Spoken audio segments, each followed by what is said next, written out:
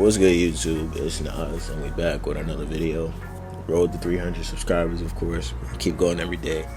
If you can hear the anger in my voice, it's because another video has been corrupted by me. I just recorded this shit. But in today's video, we're going to be, as you can see by the title, we're going to be talking about Anthony Edwards. Just did this bro. But Ant has been really trying to figure it out without Karl Anthony Towns.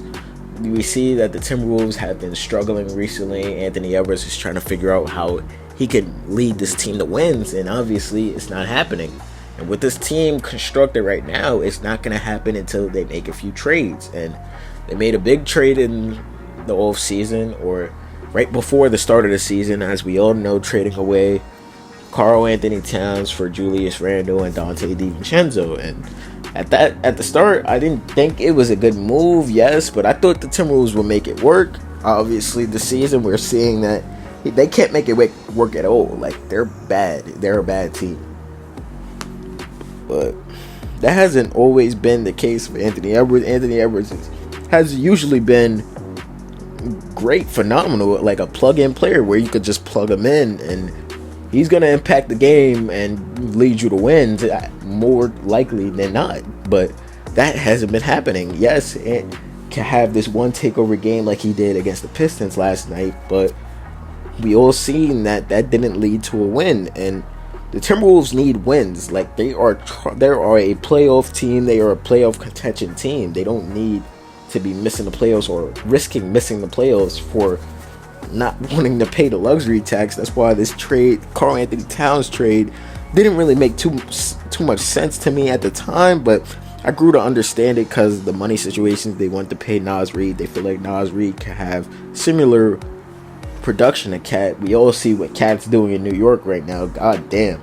But shit.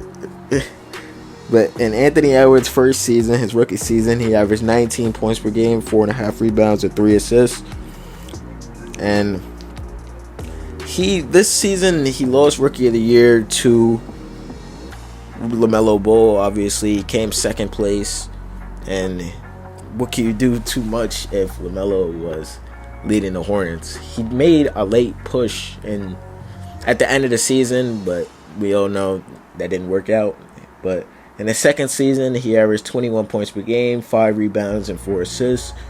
And this was the season they made the playoffs. I remember them jumping on the stands like they just won the championship. But it's been a while. They didn't make the playoffs since Jimmy Butler abruptly left the team and was calling everybody soft in that organization. So Anthony Edwards coming back and leading them like this is just crazy.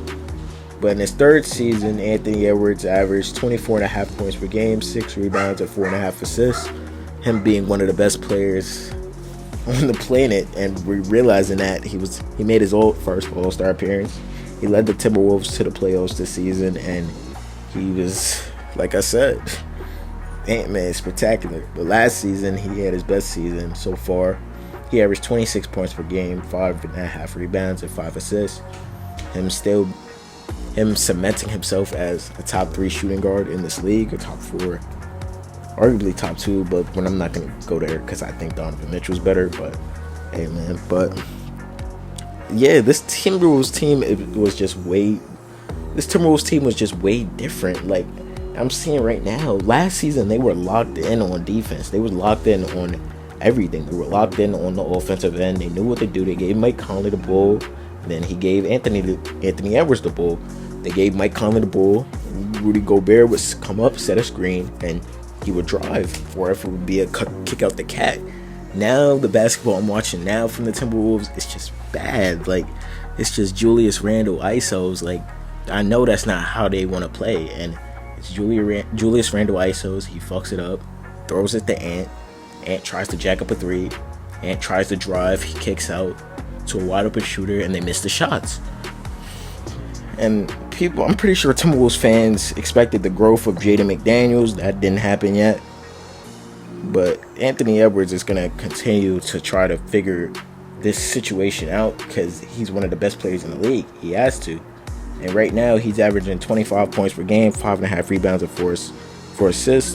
The assist numbers are down, yes, but from what I've seen in the games, he tries his best to get his teammates involved. It just doesn't really work out, bro. And getting to Julius Randle, he hasn't been playing his best basketball either. And I just don't know what's wrong with him, bro.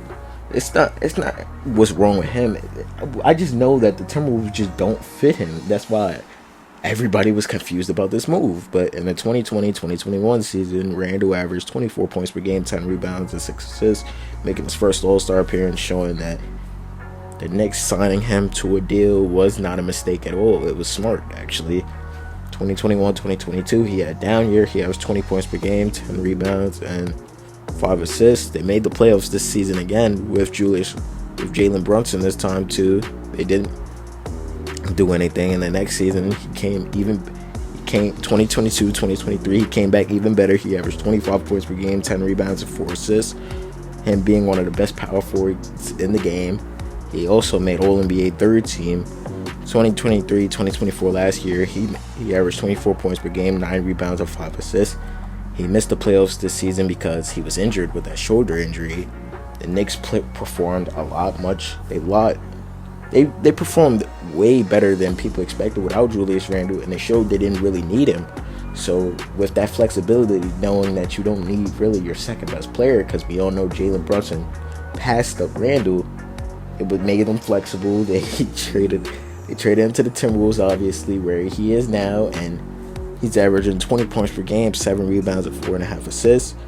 And the stats are down. We know he's not playing his best basketball. The Timberwolves are just not playing their best basketball in general. Like, I don't know, bro. And you got rookies, Rob Dillingham and Terrence Shannon.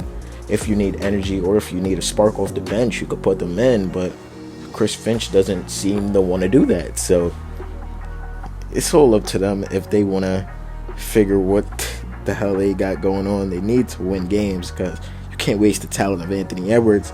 Last couple games, they lost to the Pistons 105-119. They lost to the Celtics 115-118. They lost to the Thunder 105-113. They beat the Spurs 112-110. They beat the Houston Rockets 113-112. They beat the Mavs 105-199. They lost to the Hawks 104-117. They lost to the Warriors 103-113. They lost to the Knicks 107-133. They beat the Spurs 106-92. They beat the Lakers 97-87. They lost to the Warriors 106-114. They beat the Warriors 107-90. Beat the Clippers 108-80. They beat the Lakers 109-80. And that's all for the last month and continuing on to January, which has just started. So they just got to figure out what the hell they're going to do. But let me know how you feel about the Minnesota Timberwolves down below. Subscribe. Hope you enjoy it.